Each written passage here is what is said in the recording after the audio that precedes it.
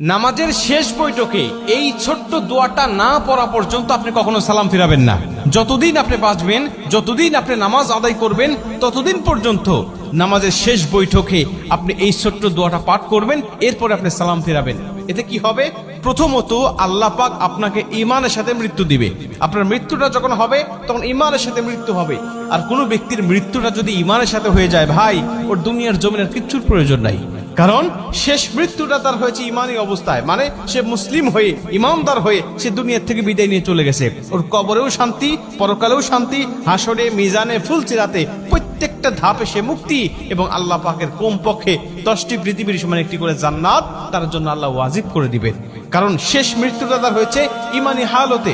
সাহাবীদের মধ্যে অনেকেই ছিল যারা শেষ অবস্থায় ঈমান গ্রহণ করে তারা জান্নাতি হয়ে গেছে। আবার অনেকেই আছে রাসূল সাল্লাল্লাহু আলাইহি ওয়াসাল্লামের সাথে থেকেছে, নবীজির সাথে নামাজ পড়েছে, কিন্তু সে মুনাফিক হয়ে, বেঈমান হয়ে শেষ বিদায় নিয়েছে। আল্লাহ পাক তাদের জন্য জাহান্নাম অবধারিত করে রেখে দিয়েছে।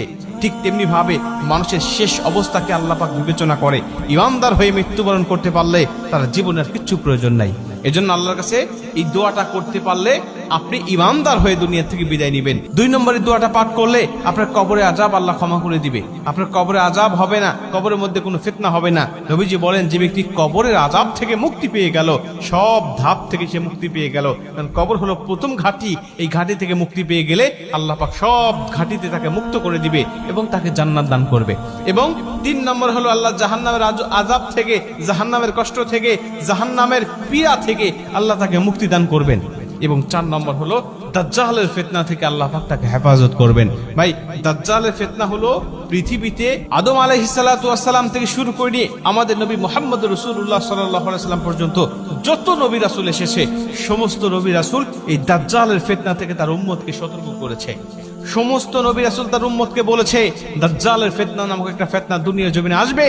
এত বড় ফিতনা দুনিয়ার জমিনে আর কখনো মানুষ দেখতে পাবে না। এত বড় ফিতনা মানুষগুলোকে বেঈমান বানিয়ে ফেলবে মুহূর্তের মধ্যেই। আল্লাহ তাকে কিছু অলৌকিক ক্ষমতা দিবেন, আল্লাহ পাক তাকে কিছু অলৌকিক ক্ষমতা দিবেন ঈমানদারদেরকে যাচাই করার জন্য।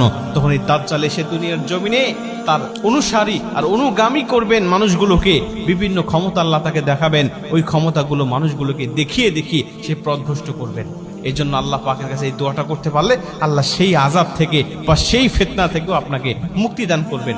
দোয়াটা ছোট্ট দোয়া আমি আপনাদেরকে বলি, সেটা হলো আল্লাহুম্মা ইন্নী আউযু বিকা মিন আযাবিল কবর, আল্লাহুম্মা ইন্নী আউযু বিকা মিন আযাবি জাহান্নাম, আল্লাহুম্মা ইন্নী আউযু বিকা মিনাল মাহইয়া ওয়া মামাত, আল্লাহুম্মা ইন্নী আউযু বিকা মিন ফিতনাতি মাসিহিদ দাজ্জাল।